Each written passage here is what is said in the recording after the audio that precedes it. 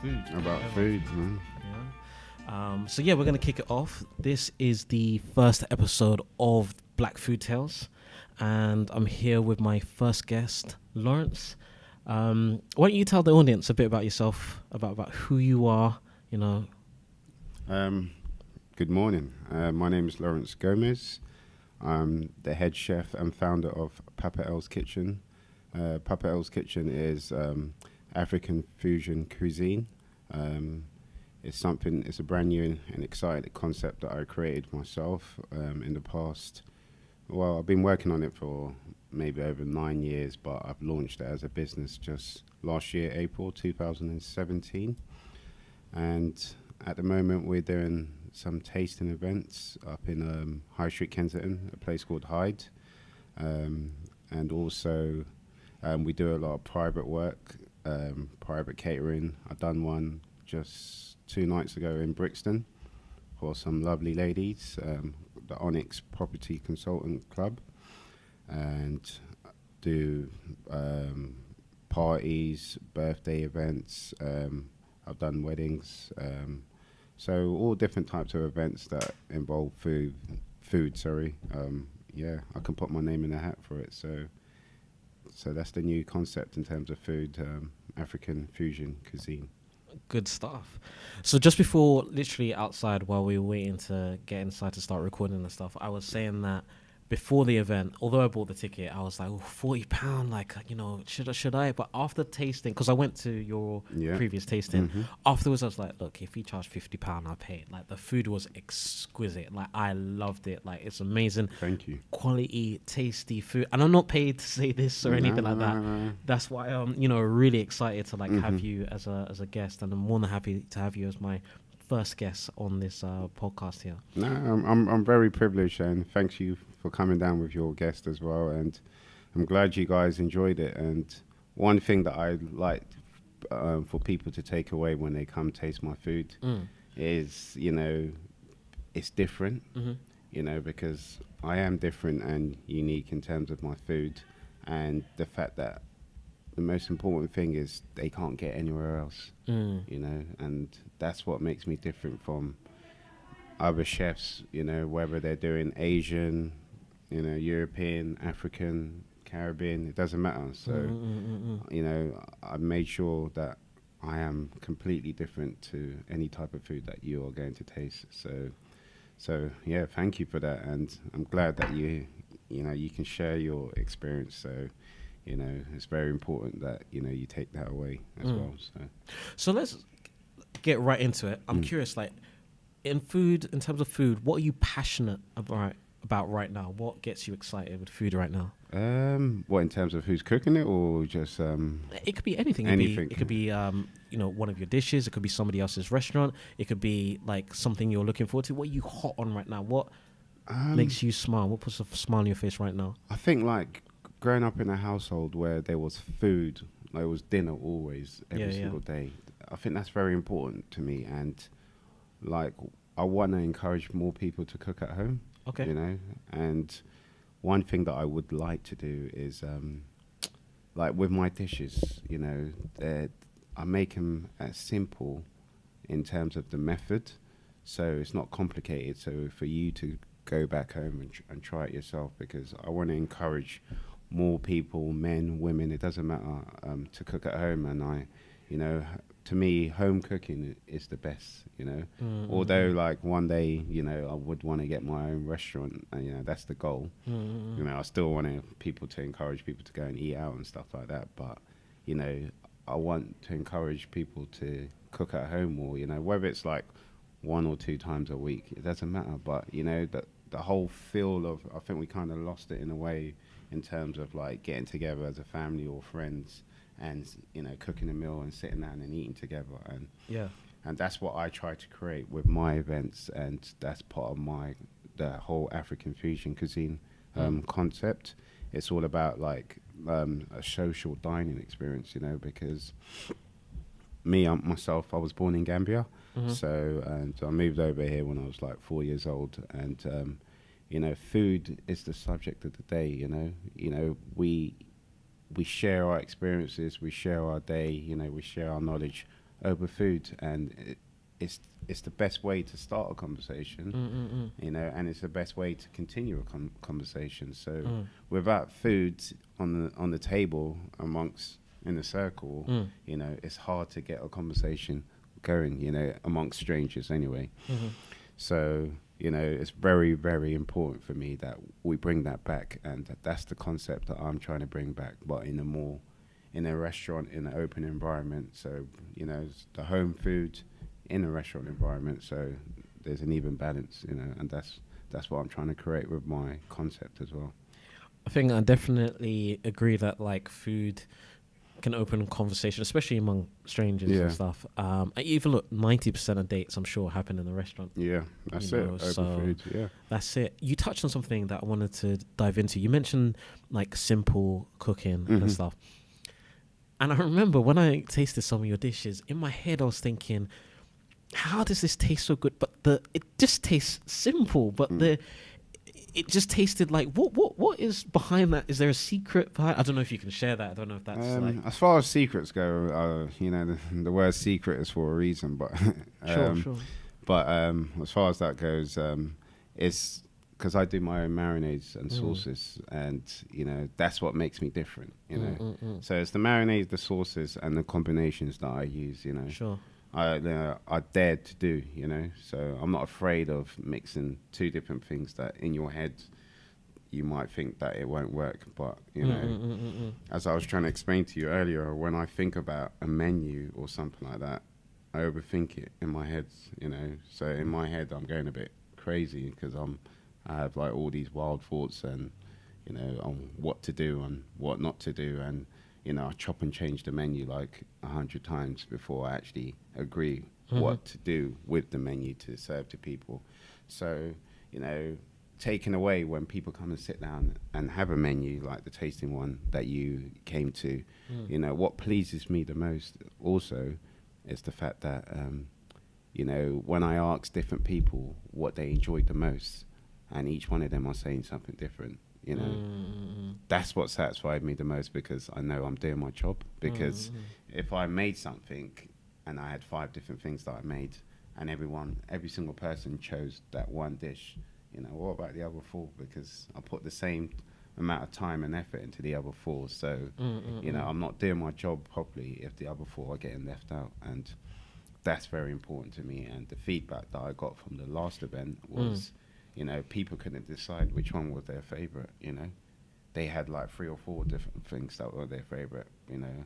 And every time they said, this was my favorite, you know, they'll change their mind. Oh, no, that was my favorite. So, you know, that always makes me happy. So, and to see people from all walks of life, different backgrounds, different cultures, you know, come and try my food and, you know, all take something away with it, you know.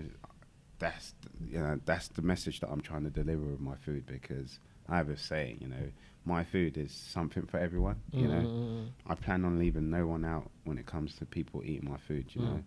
The young, the old, it doesn't matter, you know. So it's very, very important that, you know, when I do a menu, that I'm thinking about everyone in mind, you know. So everyone can taste it and, you know, can take something away with them. So, but yeah, I like what you're saying about like introducing your food to like different people, different cultures and stuff, because that for me kind of embodies what I guess I'm trying to do with like this podcast and like Black Food Club. Like just although it's called Black Food Club or Black Food Tales, it's about the food. So introducing that food to whoever is interested into that food, and bringing it to like new people and stuff. So with what you said about favorite dishes, I'm curious, what was your favorite dish? Growing up in Gambia. Well, hold on. I'm going to get to Gambia in just 1 second. But from your tasting event just a moment ago that you had, what was your favorite dish? What was my favorite dish? So we've got a list here. Yeah. There's a few dishes on there. Yeah. This one's hard. So for I guess the people listening at home that can't see the video that we've got here recording as well, we've got crab mayo spice avocado puree and plantain crisp, or plantain crisp, depends on where you're from in the world. Depends where you're from. We got shot of lobster biscuit. Am I saying that right? Lobster bisque. Bisque. Yeah. Sorry. Octopus salad with chili herb dressing. seared scallop with smoked Paprika relish. relish, yeah. Papa L's grilled Tiger King prawns. We have grilled purple sprouting broccoli with tomato vinaigrette. Barbecue stone-based fillet with... Mars Benachin. So okay, Mars Benachin, which is Gambian jollof rice. where it originates from, yeah. Okay, you would dive into that as well. Mm-hmm. And shrimp cake with chili jam. And we topped it off with lemon and honey posset Yep. with a warm cinnamon brioche. Yeah, cinnamon brioche. Posset. So when I tasted that thing, Yeah. in my head, because I didn't look at what it said there. The wording, yeah. I was tasting it like this. Okay, this is not ice cream. Mm-hmm. This is not mousse. Mm-hmm. What is it like? It's a set cream, It's a cream. Okay. And this is where the fusion comes in, because traditionally that's a classic British dessert. But I added my own culture, my own little twist to the recipe. Because that's what recipes are there for. I've always used recipes as a guideline, and you do what you want to do with it, but stick to the method. Don't mess with the method.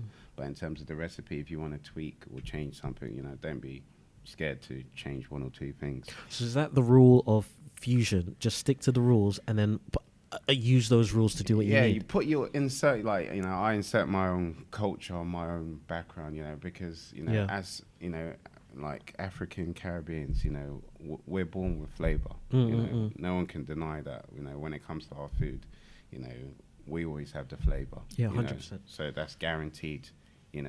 So in dishes that where in the restaurant industry or as a chef background, when we say season something, it's salt and pepper. But in African culture or Caribbean culture, when you say season something, it might mean spices. So when I get a dish, for example, like a classic British dish, I'm going to put my culture into it.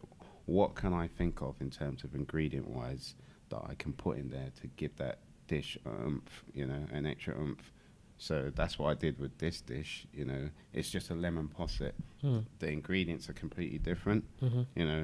If I was to stick to the basic one that I know, you couldn't eat it if you didn't eat pork, for example. Oh, okay. It's got gelatin in it. Sure. Okay. And obviously, if you're a vegetarian as well, you wouldn't be able to eat it. So, if it was for someone, if I had to make it for everyone, I had to take away that and do it another way. So that's what I did. But to be honest, that is the easiest dessert to make. It's so simple. That's what I say about, I'm more than happy to share that recipe with anyone, Yeah, but it's so simple.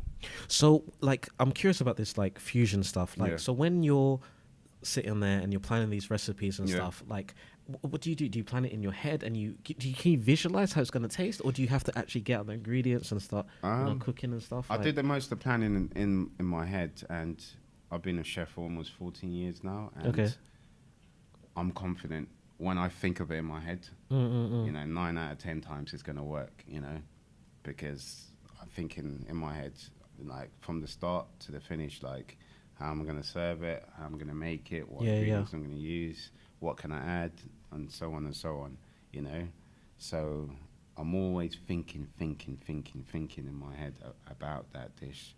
And once I think about it, I'll go away. And some dishes, it's a thing where I experimented for the first time, and,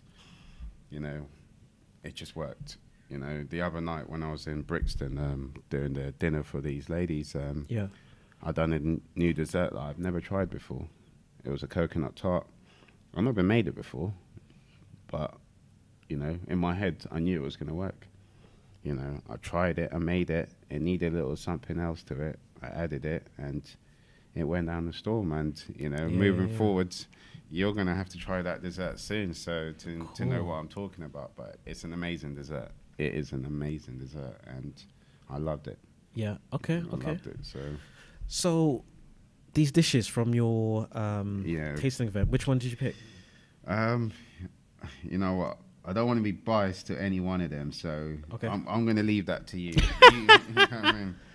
You tell me which one you like the best, then. You know what I'm gonna say this wrong. Is it shot of lobster bisque? Yeah, the lobster bisque. I think the reason why I like that so much because it surprised me. Okay. I wasn't expecting it to taste that tasty, you know, and I think that one, because I think like eating out for me is about new experiences, you know. So otherwise you just go to the same. Look, I go to Nando's every day. Do you know what I mean? Like it just, you want something new. Do you know what I mean? And that was the thing that shocked me. Yeah. And yeah, I loved it. I No, loved that's- it. no, that's You know good. what? Actually, because then we just spoke about the dessert. That shocked me as well because I was like, "What is it?" Did you eat with the bread? I didn't know how to eat it, so I bit the bread. I noticed was it like a sugar. thing or Cinnamon, sugar. Oh, that was the Yeah. okay. It was just an explosion in my mouth. Yeah, it's I just just, cinnamon sugar. I just, it was just simple. You could tell, taste it was simple because I know that because I've overseasoned stuff before. Yeah. So you know, you're trying pouring this in, you're pouring that in, thinking, okay, this is gonna make it taste better, and it didn't. So obviously you're complicating stuff. So that's obviously where I've gone wrong, and stuff. I always liked cooking, as I mentioned before. I'm not a chef and stuff. No, you don't have to be a chef. That's the thing. Yeah? Yeah. Chef's just where you work. You know what I mean? But in terms of home food, like anyone can do it, and we need more of that. You know, I'm trying to encourage my kids to cook, but you know, it's difficult. You know, but they'll get there.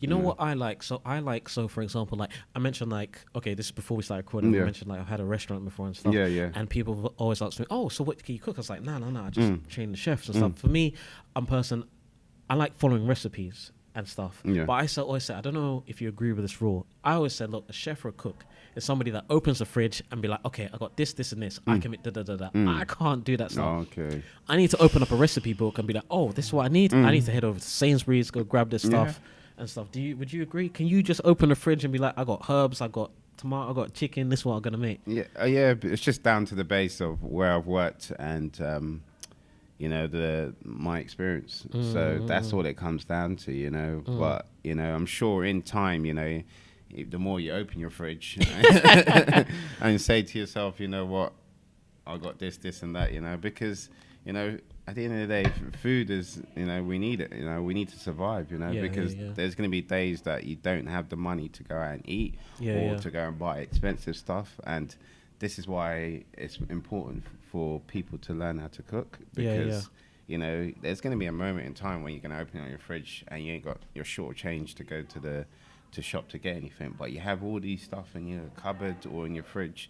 And that's the time to be creative, you know. Yeah. Because like with food, it's an art, you know. Yeah. You have to be creative, and that's one thing that chefs are. You know, we're very creative in what we do, and you know, in order to be a chef, there has to be some sort of passion. As I was trying to explain to you earlier on, that I'm very, very, very passionate about what I do, and I love cooking. You know, I love cooking. You know.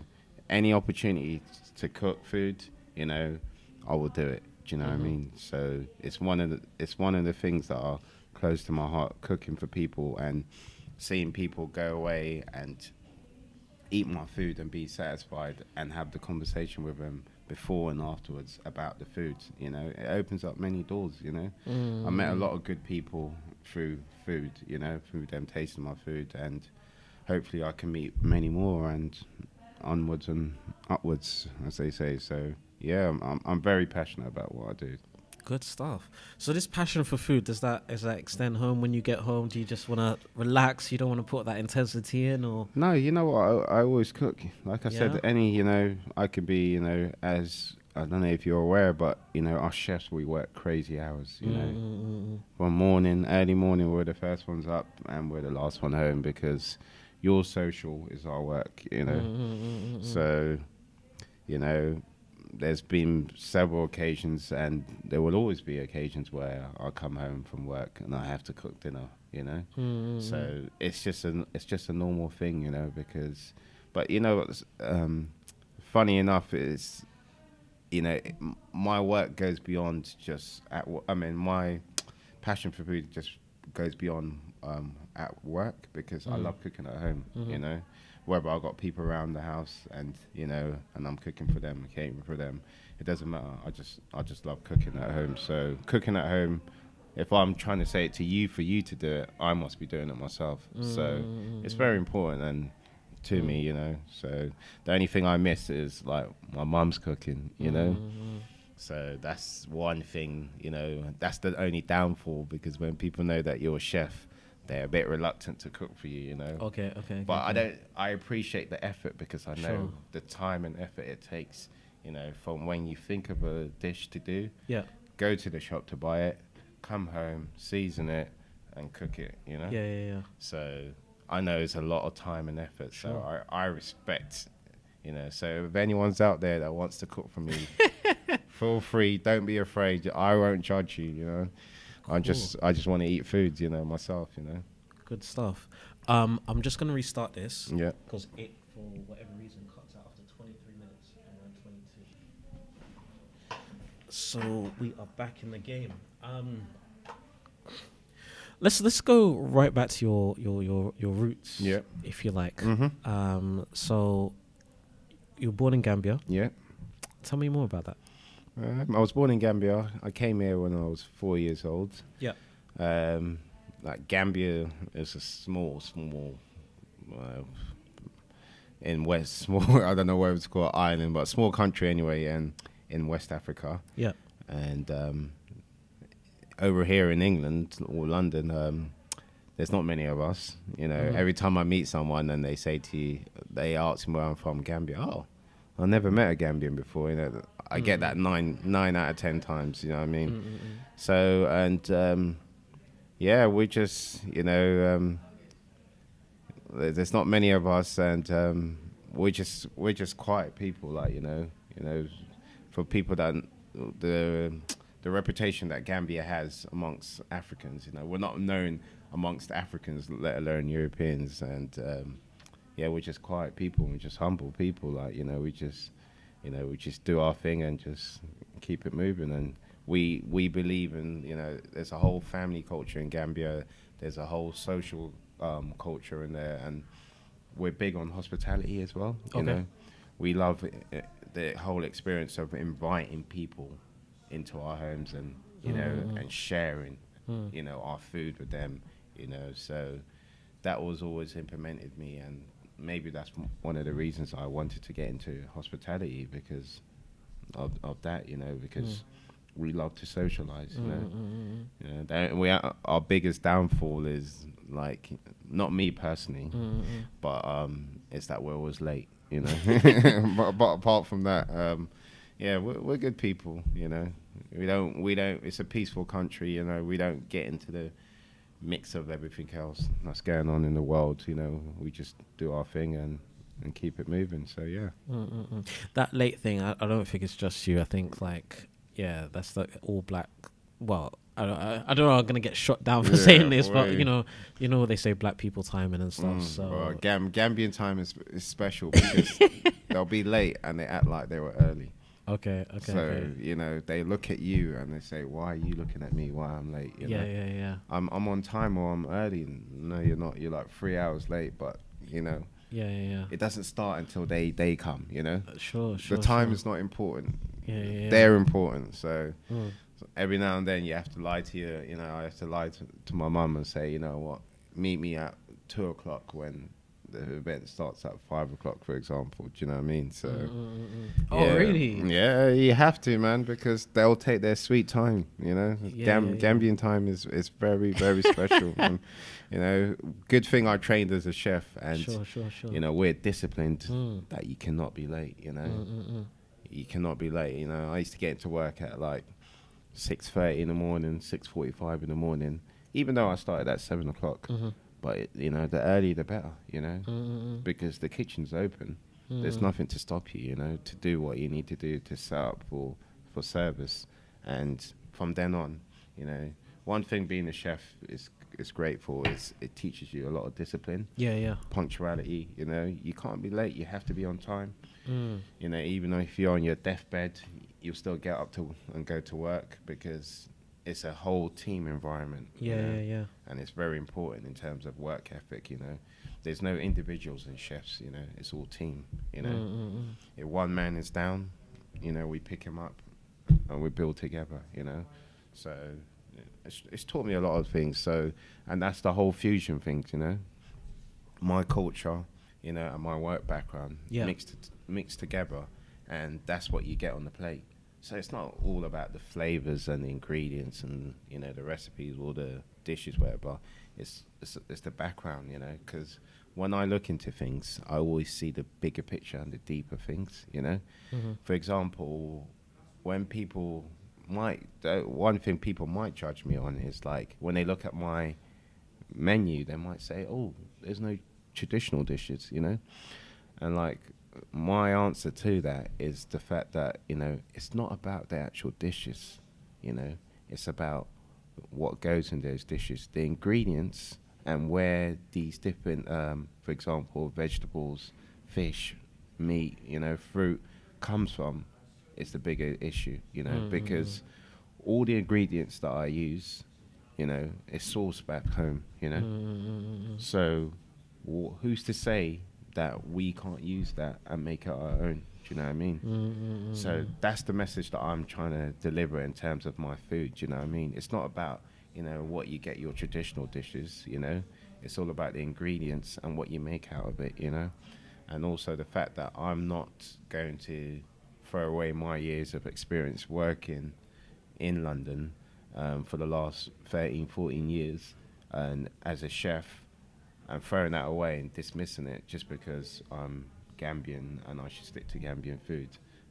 I trained as a chef over here. I didn't train as a chef in Gambia. I just know home food, what works and what doesn't work, and bring it together. And you have a combination of two, my work background and my culture background, and you mix those two together, and that's where the fusion comes into it as well. Do you feel just going off the theme that you may have just started, do you feel you may have got a backlash for fusion cooking from a particular generation?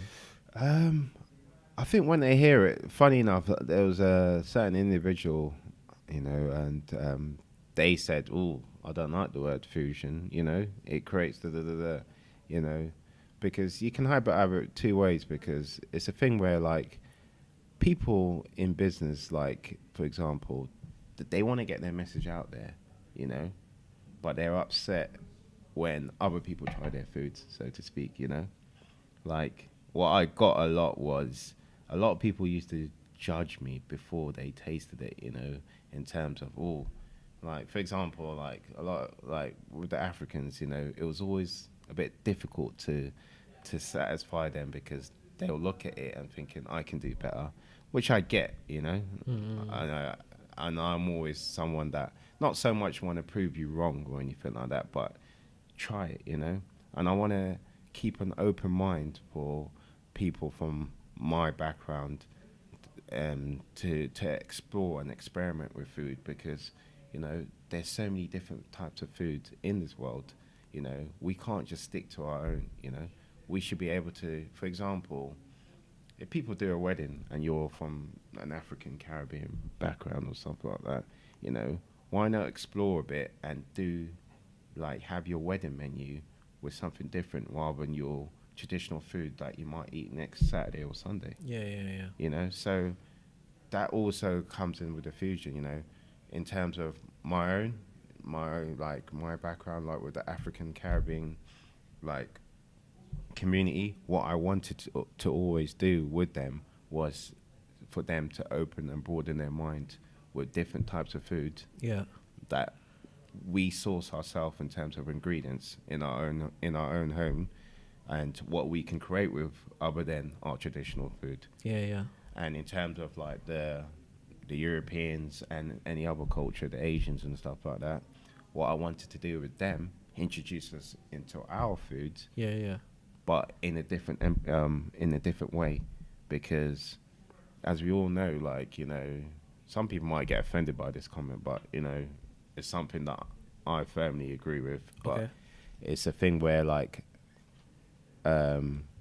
Afro-Caribbean food tastes amazing, No one can deny it, the flavors are there and it's really good, But what we lack is, it's the presentation side of things, you know. Mm-hmm. And that's why I'm trying to be the bond as well with the fusion cuisine, you know, because with my work background, I've trained as a chef, and you know, I can make food look good on the plate, and 90% of food, you know, when we pay for it, for example, is with our eyes, you know. Mm-hmm. You eat with your eyes, Mm-hmm. you know. So if it doesn't look good, you're not going to pay for it, you know. So, and that's the European Western mentality, you know, Mm-hmm. because that's why you get all these top restaurants, because the food looks great, you know. Mm-hmm. But when you go there, you might not think to yourself, it wasn't all that. Do you know what I mean? And if everyone's paying X amount of money for these, you know, these places that look all fabulous and great and stuff like that, but they won't put X amount of money in the local Caribbean or African restaurant, you know, there's a reason why. You know, I couldn't agree with you more, because sometimes maybe I shouldn't expose her, but like if I take my mum certain places, she'll be like, I can make this at home. Yeah. Versus if the food looks good on the plate, she doesn't even have that comment. Yeah. Do you know what I mean? And I'm all for eating with your eyes. And I, with hesitation, I sadly agree in that there's a lot of African and Caribbean food that's just not presented well. It still tastes great. Yeah, it tastes great. But it's that pile it on the plate, Yeah. you know, and look, when you're hungry, I'm all for it. But, you know, sometimes you do pay for that presentation, that look, that awe, that ambience, you know, you want to get definitely. with which I think is part of, like, I think that separates what being a foodie is. Yeah. Because foodie's down for the experience. Yeah. Do you know what I mean? As opposed to someone that's just, it's food. Let me tuck in and stuff. So I couldn't agree with you more. You also said something curious on the. So wait, I'm gonna dive into that with the fusion thing. But it's interesting what you're saying, because. So I set up a meetup called Black Food Club. Yeah. Well, so it started as a meetup, and basically the idea was I'm gonna invite people to like different restaurants. We try out different food and etc. A whole bunch of people signed up, which was great. And then, like, so within literally so many people signed up, they were like, oh, when's the first event? Out of sheer convenience, I was like, okay, looked at Google Maps, and like the nearest place was like Turtle Bay. It was convenient. I could reach there after work and stuff. So I was like, all right, cool. Let's just arrange a meetup. We'll go check it out. The backlash that I got from some people for going to suggesting Turtle Bay. Obviously, you know, some people came and stuff, but some people were saying, you know, this is not traditional. Always suggesting, I can't remember the exact words, can't quote them, but like, this is disgrace, what you're doing, And to be honest, look, I'll say it here and now. I had a great experience. Like, I enjoyed the food. It wasn't traditional, but it's just something different. Do you know what I mean? And I enjoy, you know, people taking something and just remixing it, putting their own little twist on it. Yeah. You know what I mean? And I was trying to just Google the dish now, but there's an Indian dish. I can't remember what it is called, but it's not available in India. You know, but it's hugely popular here. I know it will come to me after I finish recording and stuff. But it's about taking stuff, adjusting it to the local palate, and just playing with it. You know, who knows what you can create? You know, I guess people hit me up in the comments if I'm wrong, but the way we have sweet and sour chicken here, it's not like how they have it in China. Yeah, 100%. Do you know what I mean? So it's like, it's about experimenting. It's about, you know, playing. So I guess I asked you a loaded question in that I have found that I think there's a generation here that are like, it's not broken. So there's no need to fix it. Yeah. Leave it as it is. Yeah. And they don't, as much as they love being a foodie and different experiences, they don't want to play with it. Do you know what I mean? And, you know, each to their own, because I can't tell somebody this is how you should enjoy your food. I think it's just nice to have something a little different and stuff like that. Yeah, sorry, I've been waffling a bit. No, there, I agree. No, it's good to hear like people's thoughts and views about food, because, you know, as I said, you know, in the beginning, you know, food brings a lot of different types of conversation. 100%. It's the start and the end of conversation, you know. Yeah. Especially amongst strangers. Like, this is our second meeting together, and you know, the subject of food has brought us to lead on to other conversations. You know, in terms of what we do and what we like, and so on and so on. So, you know, you know, food, you know, there's something unique about food, what we can bring as a culture together, and in terms of meaningful conversations, you know, whether you're out in a big group amongst, you know, school friends, old school friends, uni friends, or work friends, you know, or if you're out on a date, you know, because most people, if they're going to go out on a date, you know, they might start the night somewhere, but they end up either having to go for food, you know. What's interesting about what you just said about food as well.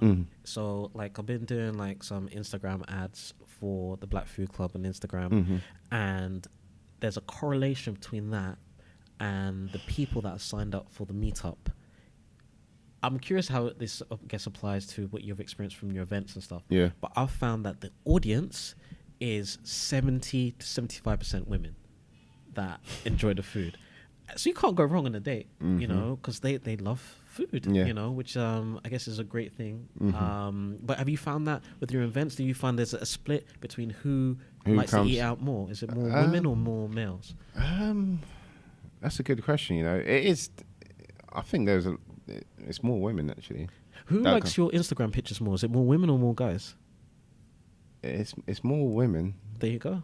It's more women. I don't know why, but you know, I have to ask them that. But I think women just appreciate the fact that men are cooking. You know, it's not a lot of women that can't say to themselves that they, you know, for a man to cook it's a big thing. You know, because and that's why I always encourage men. You know, forget about telling a woman to cook. You know, you as a man, you need to know how to cook. Like, you know, it's like I have a son and a daughter, and I'm going to teach them both how to cook. You know, like my son, he has to know more because, you know, it's been implemented that women should cook.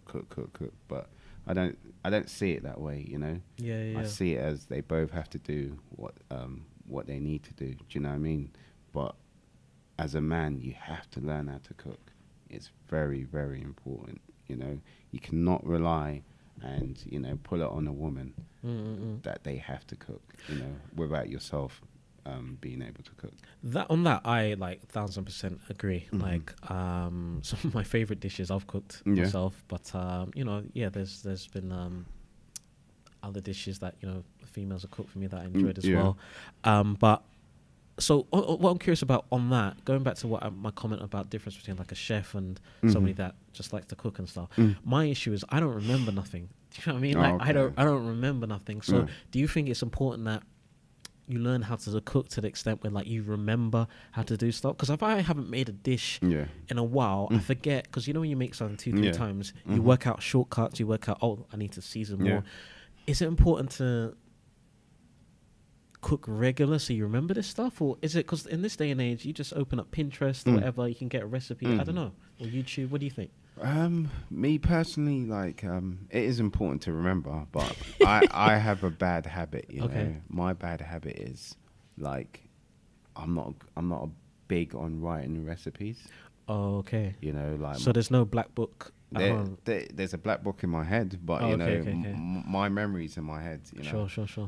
I've been fortunate enough to have a good memory when it comes to ingredients and recipes and stuff like that. You know, So, but my advice for people: if you make something, like, please write it down. Don't go down that route. You know, like for example, music. You know, over the years we've had a lot of artists. You know, one of the best.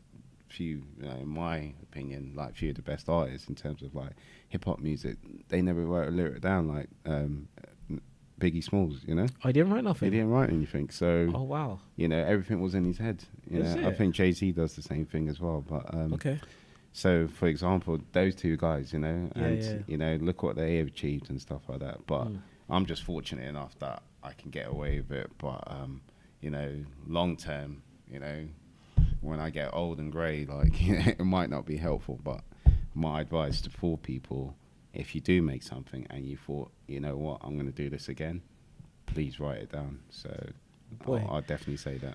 You've been doing this, like, what, you said 14 years, right? Yeah, almost 14 years. So yeah, I'm sure things have to, like, be stuck in your head by then, you know. Yeah, it is. But you know what? there's a lot of things from I learned way back, Yeah. and if I stumble upon it, Yeah. you know, then I remember it, you know. Oh, okay. Okay. But Okay. I can't think of it like on top of my head. Like I have to be in the zone, like away from the kitchen. Like when people ask me about food and stuff like that, I couldn't give you a direct answer, you know. Yeah. Yeah. Yeah. But when I'm in the zone and you ask me about when I'm Yeah. in the kitchen and you ask me about food, it's a whole complete story, you know. I can babble on for days. It's like, you know, some sort of superhero when I put on my chef whites. I'm a different person, but I'm still the same person. But anyway, Yeah. so that's an example of how I am when I'm in the kitchen, you know. I like I said, I love what I do inside and outside of work, you know. Yeah. So food is my passion, you know. It's something, you know. It's just something close to my heart. So talk about your passions. Mm-hmm. On a call prior to this, you mentioned. I hope I'm saying this right. Benachin, Mars Benachin. So that's dedicated to my mum. You know, in Gambia, our traditional dish is Benachin, which means. I'm gonna cut you one second. I just Yeah. want to, because it's gonna cut out any second now. Sorry to rudely interrupt. You were saying. No, sorry. In Gambia, Yeah. our traditional dish is Benachin, Mm-hmm. and Benachin means one pot. You Mhm. know, how we cook it is like we cook it with lamb shoulder. Okay. So everything's the rice, the sauce, everything, you know, is cooked in one pot and with the meat.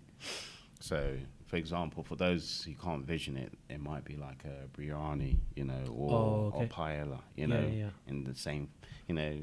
This is the thing about food, you know. All food is the same, Mm-hmm. but everyone implements it into their own culture. Do you know what I mean? So, you know, no one owns anything, you know. Mm-hmm. So it's all about how you do it yourself, you know, because, you know, it's like clothes, you know. Mm-hmm. You know, everyone wears like a t-shirt and trousers or skirt and a top, you know. But the way they wear it over there is completely different to the way we wear it over there. So, you know, food's the same, do you know what I mean? So, so going back to Benachin, so that's our traditional dish, and what people from like Nigeria or Ghana might say it's jollof rice, you know. So, but we call it Benachin. You know, we don't. Benachin is not like just rice. You know, it's the meat and rice. So that's what, going back to what I was saying. It means one pot, and traditionally it is from Gambia, made by the Jollof people. You know, like our language, we speak Wolof. You know, so that's where it's from. That's where the Nigerians and the Ghanaians. So they adapted it to however they make it, and you know, they made it their own as well. You know, onto the debate who makes the best jollof.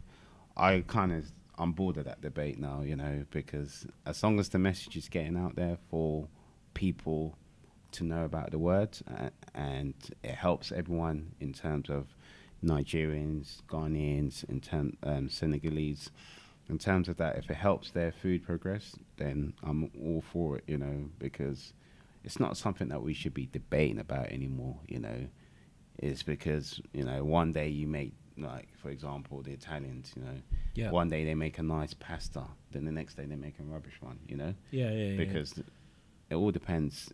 It's not a country thing, it's an individual thing, you know? So I know what Benachin is. They don't know what Benachin is. They know what jollof is. I don't call it jollof. So it's a debate no one is ever going to win. So I think we need to let that go and think of a way of moving it forward so that we all can see it as a positive and we all can benefit from it to people. Because at the end of the day, we want a mass audience and we want everyone to try our food, you know, because if you look at the list of food of where we are in the market, you know, London is the biggest city for food in terms of diversity. Like, you know, there's not a place in London where you can get food from all over the world in London, and there's not many cities like that in the world, you know. So why not? The only country that are left out, you know, and you know, we are moving as a continent, you know. We're the only ones that have been left out, you know. every major high street you go to, you either get an Italian, Spanish, British, French, Asian. You know, when I say Asian, you know, East Asia, South Asia, Indians, Japanese, Chinese restaurant. But the one restaurants that are not on that list, countries that are not on that list or continents, is it's an African or a Caribbean. I'm talking about big high streets, you know. I'm not talking about your local or anything like that. And you know, and this is my job, you know, to do. You know, I think like I can have a big influence, you know, given the opportunity, and making sure that our food is up on the map. Because with food, you know, and the way people buy into food, because when we talk about food, let's talk about the people that actually go out and eat and pay for the food. Yeah. You know, I'm not talking about the people that eat a takeaway. People that go and sit down and eat, whether it's on their lunch break or after work or pre-booked dinner. It doesn't matter. So those are the people, and those are the people that we are trying to push the food out to. The foodies, you know? Yeah, 100%. The people, because, you know, being in the restaurant trade, I've met all types of people, and you get some individuals that go out to eat 5, 6, 7 times a week, you know. But if these individuals are going out to eat 5, 6, 7 times a week, and they're not hearing about your food, you know, something needs to give and something needs to change. So my thing is, this is the whole reason why I bought this concept of the African fusion cuisine, because I didn't want to just be Gambian, you know. You know, because I could have said that, but, you know, there's more to Gambia in my food than anything else. Gambia is my country, you know, but at the end of the day, I'm trying to move a whole continent forward in terms of, like, for example, we have Pan-Asian, you know, which is the biggest food concept at the moment, and it has been for the last 5 years. Yeah. But the way it moves in circle, you know, people who go out to eat all the time, they want to try something new. Yeah. So that's what I'm trying to create. And like you experienced yourself when you came to my tasting event, you know, it was something new. Yeah, you 100%. know? And, you know, if I don't give you something new and I'm trying to release a new concept, you're not going to take it back with yourself, you know. So that's a serious message that I'm trying to build up on. It's all about the concept. And I think I have the right formula and the right concept to push my food forward. You know, I'm not bothered about who else is doing it, you know, because, like, I believe in myself and I believe in my food, that whoever does it, you know, let's all move together, A, and B, I don't see anyone as as competition, sorry. I don't see anyone as competition. You know, I see as, you know, you're doing your thing, you know, let's find a way where we can both move together and help each other out, because whatever you do, I might not be able to do. You know, whatever I do, I know if I don't do it, I guarantee no one ain't doing it. So, you know, that's how confident I am with my food, that, you know, you can look at my dishes and like copy them, implement them. That's all good, you know, but can you actually execute them the way that I do? And to me, the answer is a no, you know. So I'll, you know, over the years, like, I've seen so many people that are trying to do the same, not so much concept, but the same, that are of the same background and stuff like that, doing food. But they want to move, they want to get to the you know, to the finish line first, which I understand, because it's business, you know. But there's ways of where we can work together more to complement each other, and I'm trying to get the message out there. So whoever's out there, like, who wants to do food or starting up, you know, if they needed some sort of advice, I'm more than happy to give it to them, because, you know, as I was saying to you before, like, I want to move in numbers, you know, in terms of things, you know. I want to encourage more and more people to do this type of thing, and whether it's to cook at home, because, for example, if you're at uni, and you know, that's where you're more likely to eat the most amount of junk food or rubbish, you know, because you're on a certain budget. So, you know, you can create some dishes on a cheap budget, you know. So those type of people, I'm trying to encourage for them to cook more. So hopefully one day they'll look at me and they'll look at my dishes and say, you know what, I fancy that, you know, because like food always also impresses another individual, you know. You know, if you like someone, you know, and if you cook for them, you know, that's brownie points for them. You know what I mean? I'll vouch for that. So I've only got your best interests at heart. So, you know, I'm thinking about you guys, you know, especially the men out there, you know, because that's why I encourage men to cook, because you need to impress that woman, you know, because, you know, that lady, when you cook for that woman as a man, it's a massive thing. So, you know, keep doing what you're doing and, you know, forget about everything else and cook for your partner. And I guarantee you, you know, you'll thank me later on. Some real gems, some real gems right there. I was gonna dive when we spoke previously just a moment ago, like about like Benachin. Yeah, Benachin. Yeah. I was gonna dive into a mini history lesson of like, you know, like the Jollof Empire and the Wall of People and stuff. But you literally said everything I had notes on, so it's all good. It's fine. It's good to educate people. Yeah, 100%. And that's again my thing with food. You know what I mean? It's not about who's doing it, and it's where it's from. You know? Yeah. Because when we look around us, you know, when we think about deeply, you know, where's that from? Where did you get that from? Do you know what I mean? Yeah. It's all about the base, you know what I mean? You know what I mean? So, let's go deeper into it, and you know, that's why I touch on the ingredients rather than the actual dishes. Yeah. So the ingredients is the source to make a dish, you know. Sure. So without the ingredients, we're nothing. So all the fruit and veg that we're thinking about that we source over here in England, you know, who's to say that we can't get it, you know? In Gambia, we use a lot of fish. There's not one fish that we can't get in Gambia, you know?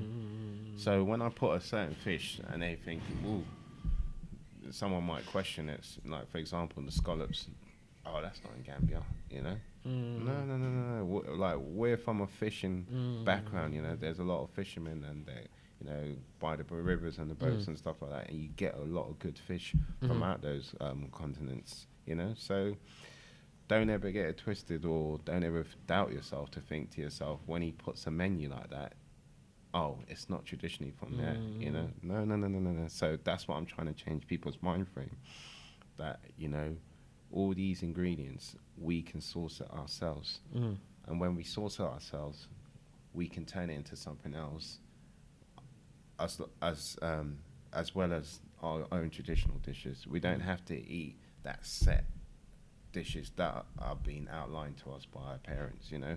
Let's change the game, let's adapt, let's do this, let's do something else with it, you know. Let's be a bit more creative.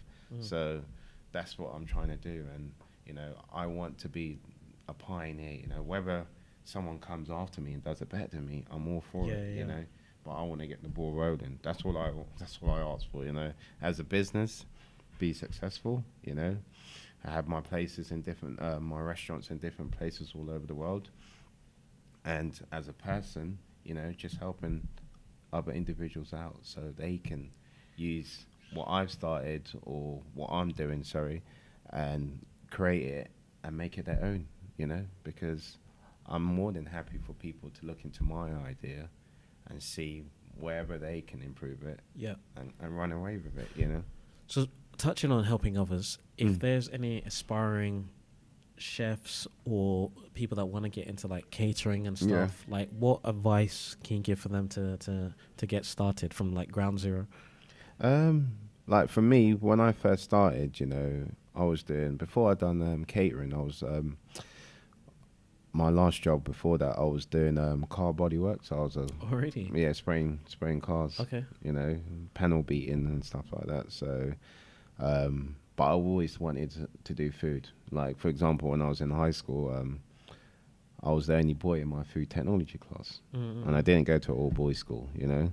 So I was just surrounded by women. And, you know, as a young kid, you know, a young boy, you can get easily distracted, you know.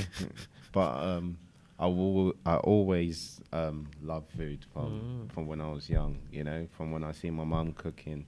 So she's my inspiration in terms of cooking. It's just not even about the food, it's just making sure that, you know, we had dinner. Sure. That was very important. So she's a massive inspiration in what I do and the whole food process. But so I always had my message to people who want to get into it is you have to have a passion. Because my first job as a chef was working at the Ivy in Covent Garden, and I worked there for 10 years. But when I first started, you know, I was the kitchen, you know, so and so. I can't say those words, but you know, it wasn't a pleasant environment to work in. But I had a passion. I knew what I wanted to do, and where I wanted to go in terms of food. I love food, so my job title when I first walked into the building was basically, you know, you're in charge of me. As chefs, we have a structure in terms of roles and, you know, positions and stuff like that, and we're very disciplined in terms of like who's positioning that, and you respect everyone that's above you. You know, there's a lot of respect. So walking into the kitchen, you know, being the bottom of the bottom of the bottom, you know, we have KPs and they could tell me what to do. That's how deep it was, you know. But KP? What's KP? the KP's a kitchen porter, sorry. Okay, is that the person that washes? Yeah, the washing, Okay. pot washer, if you want to say. So they were above me in terms of my role, but they could tell me what to do. So, for example, if I'm in the other side of the room, Yeah. and you're in this side of the room, and there's a plate like arm's reach from you, you had every right to call me to go and get that plate for you. Oh, really? That's just an example of how the yeah. kitchen system works back then. Now it's a bit more, you know, but back then that's how it used to work. So, you know, with that in mind, and me growing up in a council estate, and we all know the mentality of a council, when you brought up in a council estate, you don't take, you know, disrespectful people. You know, when someone disrespects you, it's a major thing growing up in a council estate. And you know, and the way people talk down to you, you don't have that. You know, you respect people, but you don't let people disrespect you. You know, so growing up with that mentality and growing through all those type of emotions, you know, only one thing could drive me, and the word that I use frequently is passion. I had a passion for it, and I would only recommend someone to become a chef if you had the passion for it, you know, because the money wasn't good. You know, don't walk in and think that you're going to make money being a chef. You know, wherever the minimum wage is, expect that. Do you know what I mean? The hours are not good. You know, long hours. You know, you don't get if you got a partner, you forget about that. You ain't going to see your partner. You know, your family, you're not going to see them. So it's a big sacrifice. So the only thing that can drive you forward is your passion. And those who know me will tell you that in the last 13 years, you know, most of the time, if they wanted to know where I was, it was always at work, you know, because I was always working. I always working, you know, and putting in a lot of hours. You know, you're tired because, you know, you're working hours where people socialize, and, you know, forget about your weekends, you know. When you finish work, all you want to do is sleep and stuff like that. So it's hard to maintain relationships outside of work. You know, a lot of people in the industry have relationships inside, whether it's their friends or they meet their future boyfriend or girlfriend. It's in the industry. So the key word, if you don't have a passion for it, don't see it as a job, because being a chef is not a job. It's more to it. It's a lifestyle, you know. Because if you're willing to sacrifice everything else for it, you know, then by all means go ahead. But if you're not, you know, you can grow into it. Don't get it twisted. You can grow into it. But if you know that you can't, forget about it. So I love training people, you know, because when you train people, it's a thing where, like, you realize how much you know, you know, and passing on that message is so important to me. And throughout my years, I've helped out. I trained so many different people that have gone on and are at a better stage that I am at now. But I'm happy because I see them and they're doing their thing. It makes me proud to see people that I gave my time for using that up and going on to bigger and better things. And hopefully now they're doing the same thing with someone else, And that's the way I want to do things, just, move as one, like as a community, we kind of slack in terms of moving as one, We do move as individuals, very good, but let's move as one. And that's what I'm trying to do in terms of my food. I believe that everyone has something to give and something to offer. I've been fortunate enough to be blessed with, having a good palate and, being able to create and good menus and good food. So I'm going to use that with every other aspect in my life and helping others out. So I'm very, very passionate about helping people out. So at any opportunity that I can get. Cool. I'm going to start this one last time. Yeah. Cool. So now I'm going to hit you with the quick fire, rapid answer questions. What did you have for dinner yesterday? I had some Benetton actually, and some lamb. Yeah, I had some leftovers, so I just eat because I made some for the event I done in Brixton. So I had that late last night actually. Cool. Describe your cooking in one word. Unique. Which celebrity would you like to cook for? Oh. That's a tough one. That is a tough one. Can I if I did a female? Sure. As well as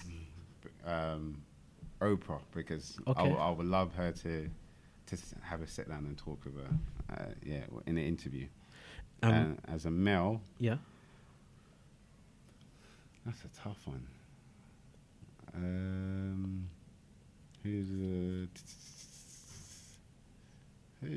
As a male, who do I respect? I respect that's a tough one. You know what? I'll come back to that one. Come back. Okay. So for Oprah, what would you make her? For Oprah, first I got to find out what she doesn't like. Okay. So once I find out what she doesn't like,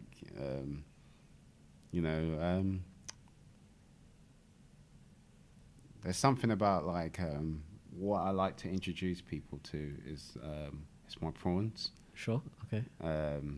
There's something unique and different about them, as all my other dishes. But I would like to make some prawns just for I would like her to just eat with her hands. Sure. Then afterwards, with my prawns, I want people to suck their heads when they think. So it'll be nice to see her just tucking in, not feeling away like she was at home, by herself or something like that. So, yeah. Cool. I'd like to do that for her. Prawns. What's the best midnight snack? Best midnight snack? After a night out? It could be, yeah. Water, no, joking. Best midnight snack? Best midnight snack? If you're going to, for example, if you went out on a night out and you had a few drinks and stuff like that, instead of going to, the kebab shop or something like that, I have a barbecue lamb burger with cucumber relish. It's healthy. It's not greasy, and it'll definitely sober you up, so to speak. After you eat that, instead of going to your local kebab shop or something like that. So a lamb burger, barbecue lamb burger. Mouth is already watering. Is there a chef whose style of cooking that you really, really like? I met Gordon Ramsay a few times, and I've always loved his work. way back in the day because I was a big fan of Ready Steady Cook. Oh yeah, yeah, yeah. So when all the different chefs used to come on there, you know, I like Ainsley Harriott, you know, for his big personality and what he's done. Do you know what I mean? Yeah. People don't give him credit, but I respect him hugely. I used to I like Gary Rhodes a lot as well. Okay. I respect him because he can cook. Mm-hmm. He can cook, and you know, it's those type of chefs, you know, like before like TV chefs became famous. I used to watch a lot of these TV programs and stuff like that. Ready Cook, you know, Floyd, you know, I like because he's a chef in terms of, you know, chefs, you know, we got this reputation of we like to drink a lot, you know. Okay. So seeing him on TV as a young kid, you know, tucking away the wines and while cooking and stuff like that, you know, I could see it happening in the kitchen. Yeah. So I liked him, and yeah, so those type of people, you know. Cool. What's your favorite restaurant? I don't even have one, you know, to be honest. Like my best restaurants that I've been to, I've been abroad, and it's always the ones that are like all these, not so much backstreet ones, but like they're not like chains or you know. I don't. To be honest, you can name one abroad. I can't remember. When I was in Portugal, we went to. I went to some restaurant in the it's like a Westfield in the shopping centre. Yeah. Called in Colombo, and the food there, as well as the price, was amazing. You know, it was so good, and so one of those restaurants in there in Portugal, that was amazing. And what is my favourite restaurant? I can't say. There's quite a few. So, you know, home food, you know, it's the best for me. But yeah, I don't have a favourite restaurant. So, what summer ingredient are you most excited to cook with this year? In the summer? Yeah. You know, in the summer, it's all about like what I plan on doing is a barbecue themed tasting menu. Oh, okay. And I'm excited about two things to put on the menu. It's my shrimp burger. So, and my coconut and lime cheesecake, baked. It's baked coconut and lime cheesecake. So those two things I'm very, very excited to put forward and for people to try them. I haven't done them in a few years, especially the cheesecake. I haven't done it in a few years, but when you have it, come back to me and we'll talk, man. All I ask is just make sure I get that notification. Yeah, don't worry, man. When the tasting is about, I'm there. Yeah, don't worry. You'll be... define good food. Good food. Flavour. Fresh. I believe in fresh, natural ingredients, you know. I'm not a big fan of all these, you know, spices that, you know, that we use. And that's why I created my own marinades and sauces, so that it's more fresh and more healthier. So something that's healthy, not greasy. So just flavor about, like, you know. And I'm a fan of like in terms of spicy foods, but I created dishes where there's flavor without the heat. Okay. I don't like food where it's just it's too hot, because you're just tasting heat. So yeah, flavor is very important to me. If I don't have the flavor, you know, I'm doing something wrong. And last question: what dish should everybody try before they die? Of mine? It can be yours, yeah. Traditionally, my mum's Bernichin, so definitely the Bernichin. I would love everyone to try, whether they eat it in the vegetarian format or the traditional way, with the lamb. So, yeah, the Bernichin. Cool. Well, I want to thank you. No, thank you for amazing. I want to call it casual conversation, stroke interview. Yeah. Two foodies talking about food.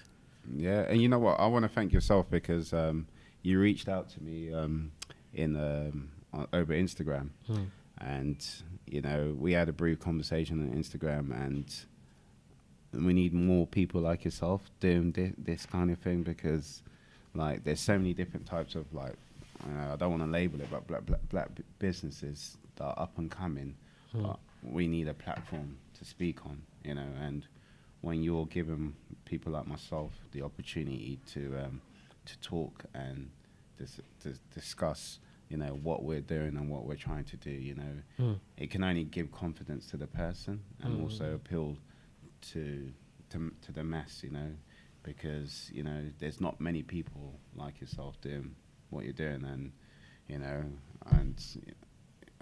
like I said, I'm here to help. So thank you for giving me this opportunity to speak out and say what I need to say in terms of everything that I'm doing, and I really appreciate it, and I really appreciate it. So moving forward, I just want to say also I do have another tasting event on the 12th of April at Hyde. And if you go on my Instagram, which is at Puppet L's Kitchen, that's where you find me more frequently. So I'm more active on Instagram. So whoever's listening, follow me on Instagram. I'm Puppet L's Kitchen, and you'll see all the information about my next event on the 12th of April. And that's a Thursday night for my next tasting event, which is going to be another seafood. So I look forward to hopefully seeing you guys down there. Cool. Thank you for the kind comments and stuff like that.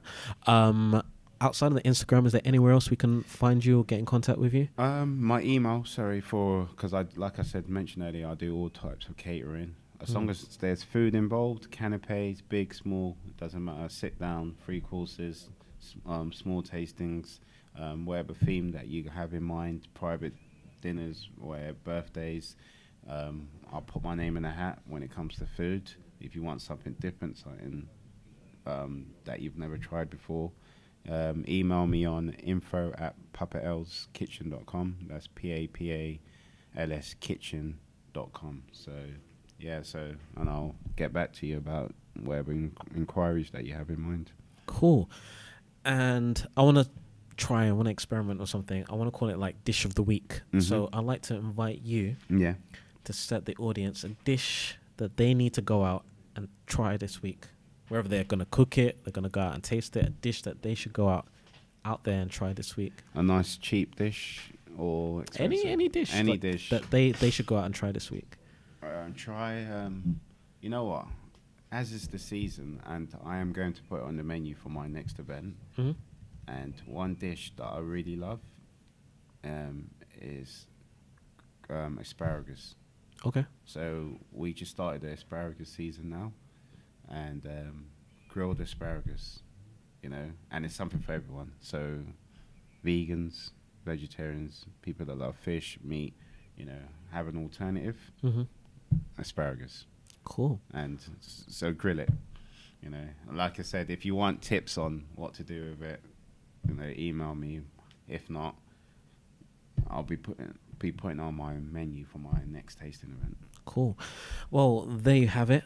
Again, I want to thank you guys for tuning in to the first episode of Black Food Tales. Let us know in the comments how you found the grilled asparagus, and see you again in the next episode. Thank you again, Lawrence, for being our first guest. Cheers. Appreciate it.